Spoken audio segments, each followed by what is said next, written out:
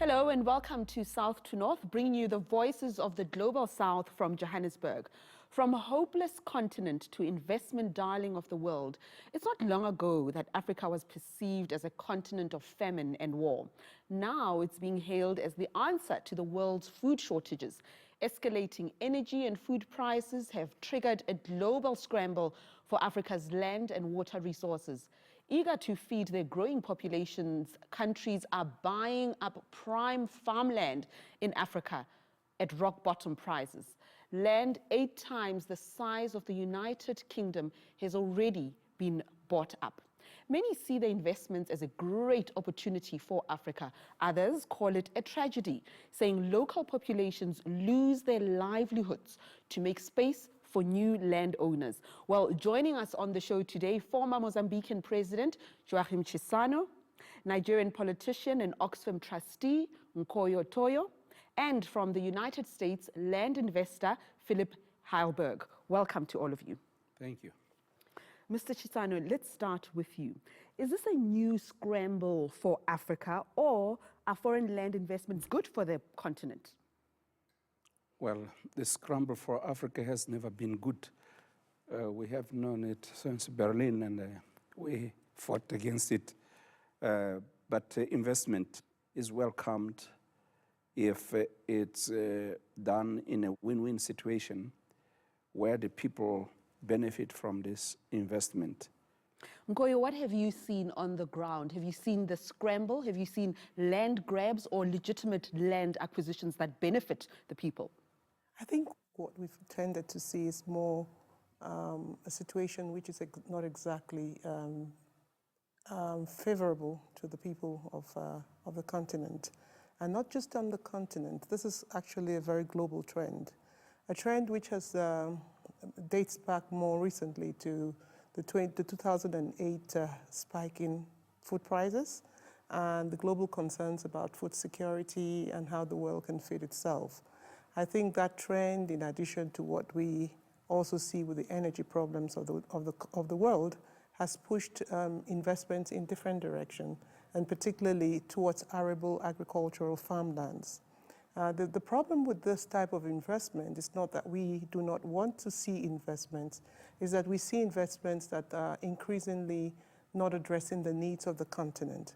We hear that at least 33 million square hectares of land are lands which have been acquired in just less than 10 years. Mm-hmm. Does Africa have the ability to feed the world? I think Africa does have the ability to contribute significantly to feeding the world. But I think what Africa is also saying is that the type of world in which we live must be one in which the people count. And in order for the people to count, like you said earlier on, it has to be a win-win situation for both ourselves and the people who come to seek food. We're hearing that 60% of all the lands that are being cultivated are actually for purposes of export, and this means that even the export and the profitability of that are huge areas to and it's not trickling down to the people. Yeah. So let's speak to you then, Philippe. Your company, Jacques Capital, has made some successful investments in Africa, notably South Sudan. Is that why you chose the continent? Why Africa and not Asia? There's a lot of misconceptions regarding land grabs. The statistics that you mentioned from the UN are highly distorted. The reason for that is the reports of how much land has been leased here or there. A lot of them have not closed, or they're not official, or they've been increased. So I know the figures, my figures have been doubled in certain counts. And it starts to snowball. I can speak for South Sudan that a number of these huge land deals that they've so-called have done are not the case. The second issue, and these are all very good points, but we have to look, you cannot generalize. Africa is 54 countries and each unique to itself. Land is cheap in Africa, but there is a reason why it's cheap. Because in many parts of the continent, there's little to no infrastructure whatsoever. You've been accused of selling off or leasing out communal land in South Sudan, and I'm curious to know, do you think the indigenous people in South Sudan are happy to have you and other investors there? Is it to their benefit? Africa has a huge amount of space, a lot of arable land, and a lot of water resources. If the land that is used is not where people are using it for grazing or for farming, and it's fallow, it's just there. And some countries do not have very large populations, but do have large territory. In that case, it's my belief that there can be a win-win situation. So people are not driven off their land, not driven off their productive land? There are some cases. There's a case in East Africa, clearly a land grab. People have been driven off their land. Mr. Chissano, in Mozambique, maybe you can share how Mozambique has done it, because that didn't come without its challenges as well. How do you balance the need for that investment, but also to secure people's livelihoods and access to food? In Mozambique, normally, when there's an investment, agricultural investment or industrial investment,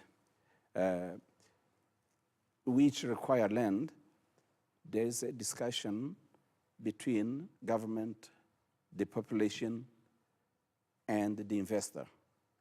And the population has to say yes, that they allow this land to be used. And they will demand what they want in exchange. They will say, in exchange, we want to see this on as a development in our area which we can benefit.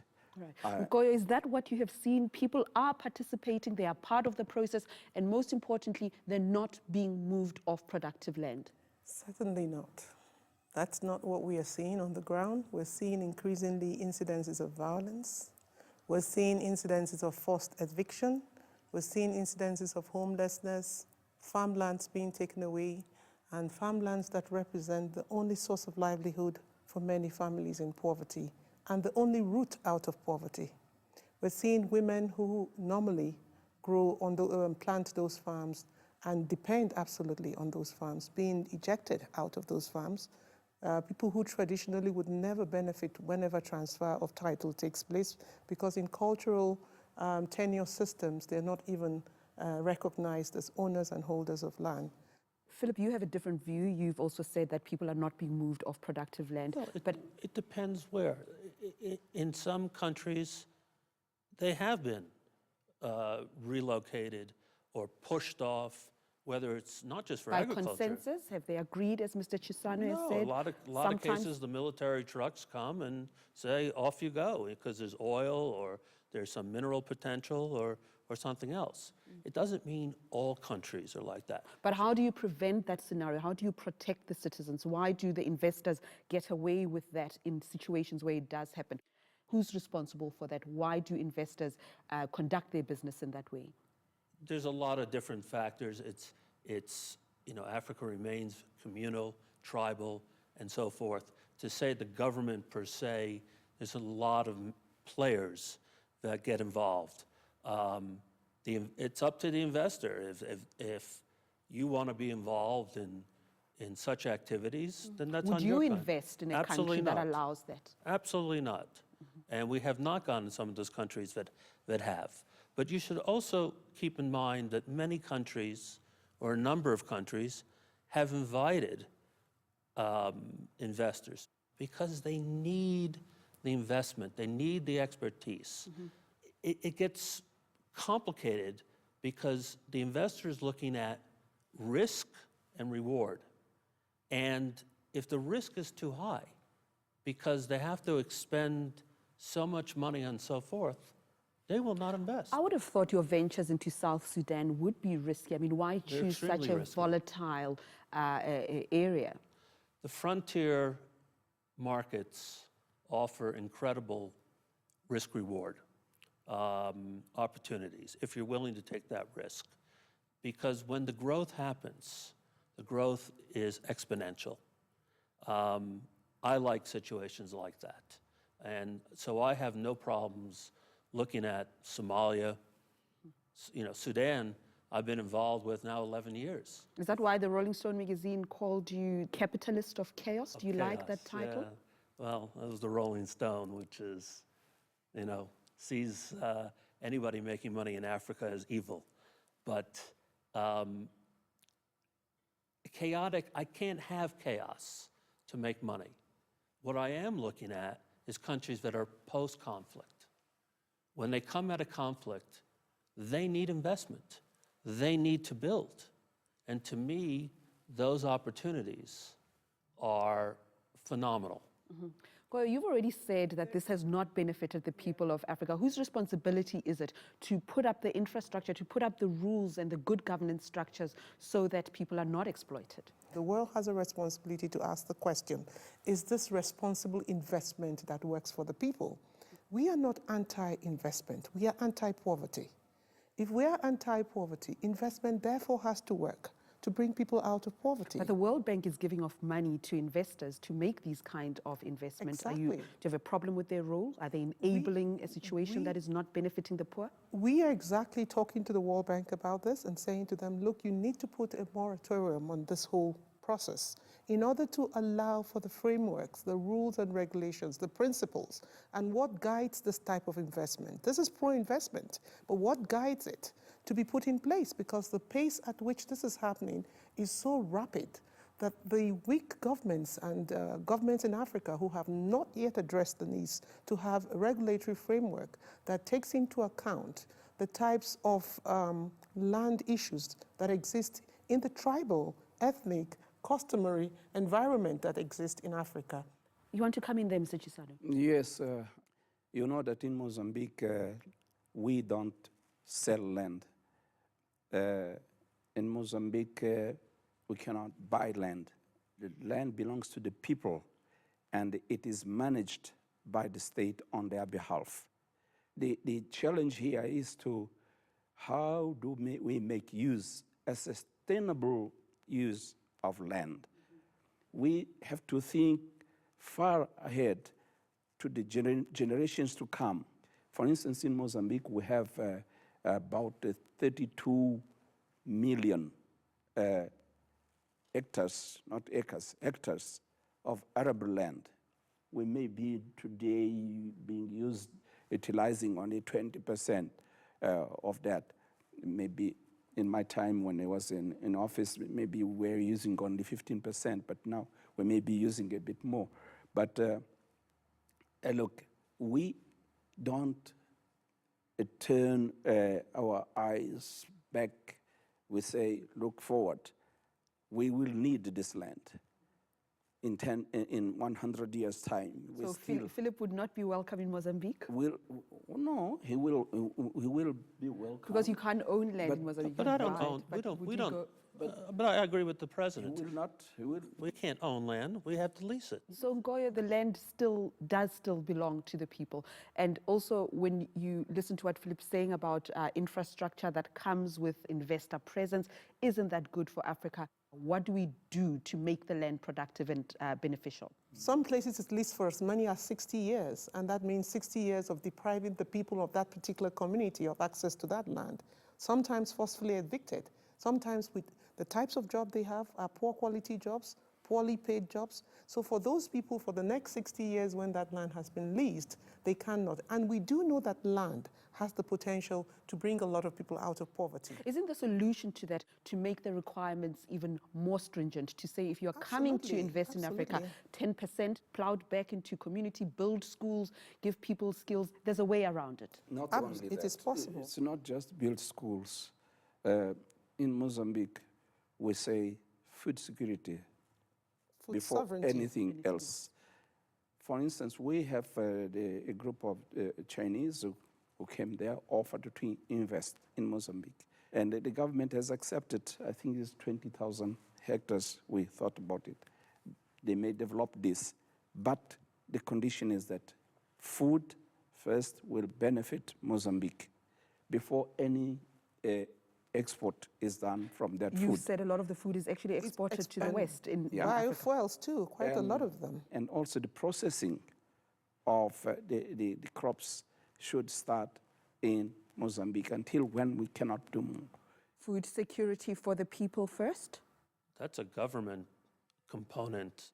If you make the process onerous, and Africa is already a complicated place to do business, the investors won't come.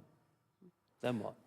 Here's the problem. Isn't that the crux of Really, the I think the problem? That investors will come because Africa is doing well in terms of its economic growth indicators. Investors are coming to Africa.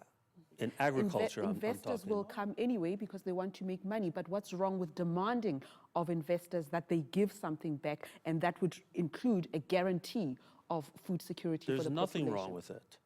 It has to be weighed in terms of the investor will look at, okay, these are all your requirements, will be my costs and so forth, and this is my expected return.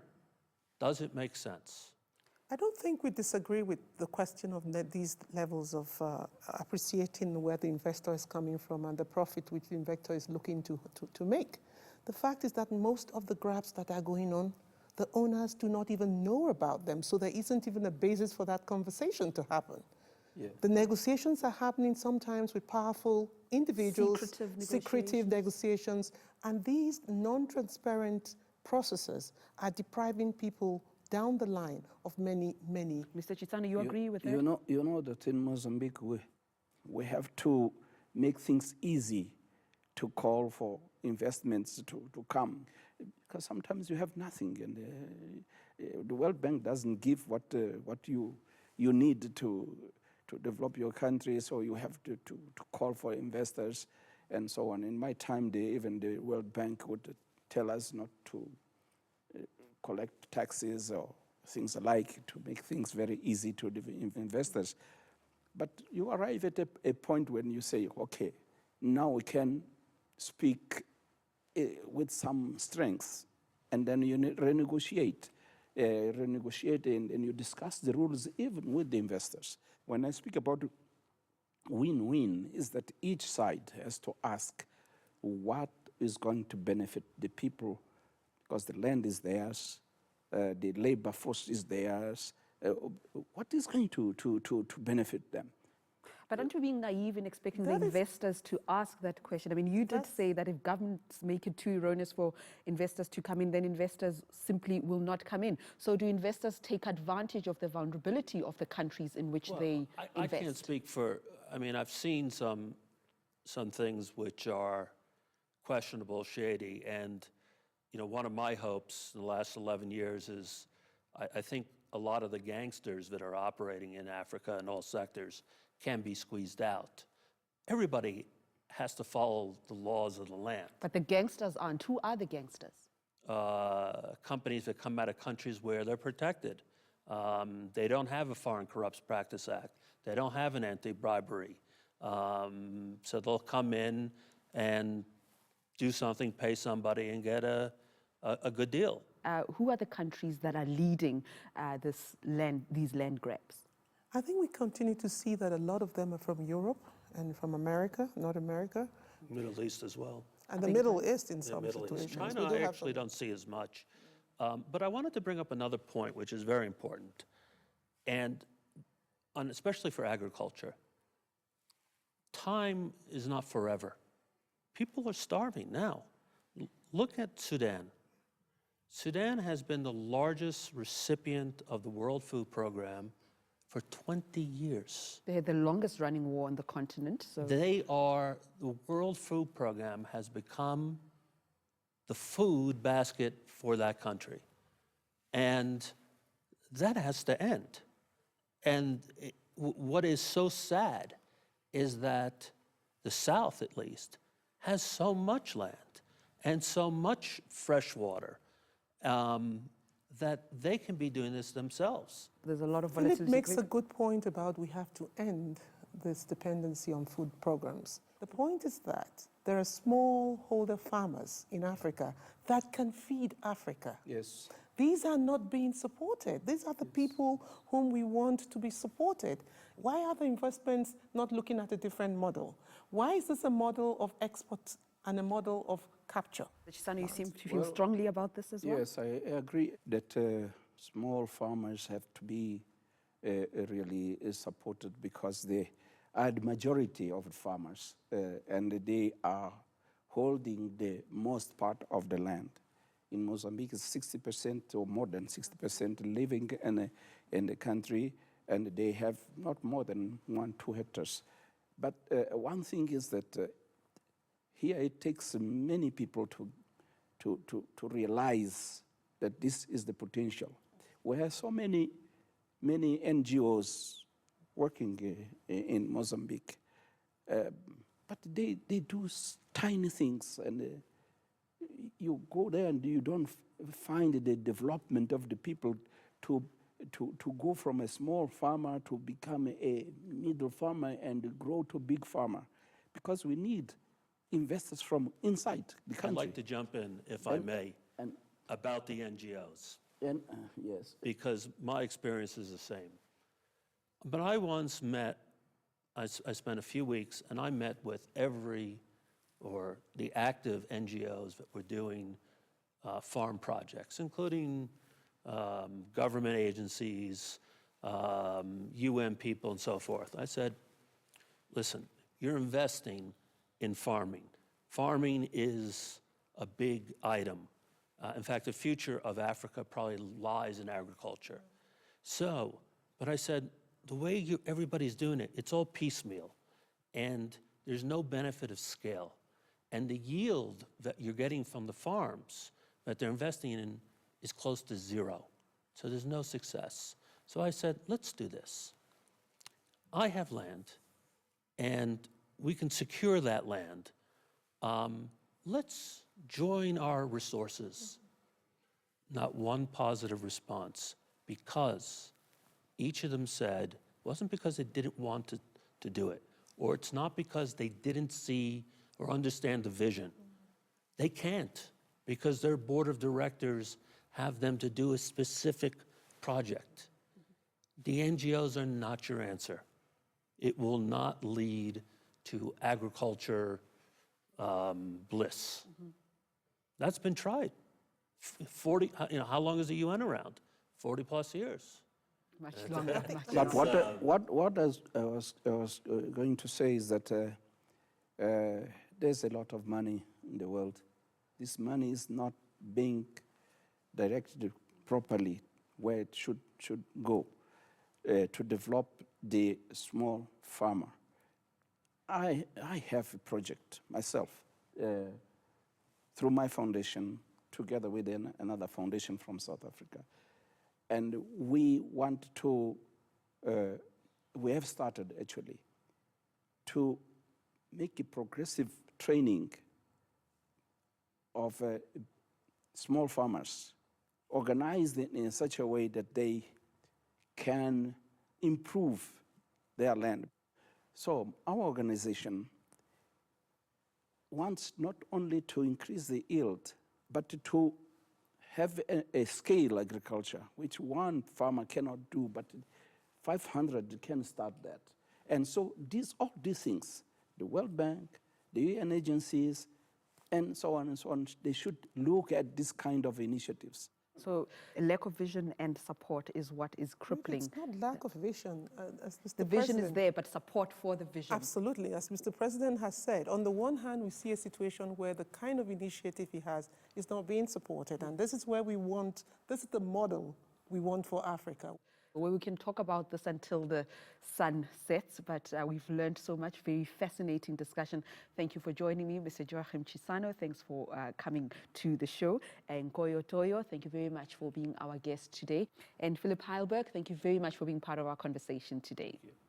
Thank you for watching. Thanks to all our guests for joining us today. Please do tweet your questions, comments, and opinions to @AJSouth2North or find us on Facebook.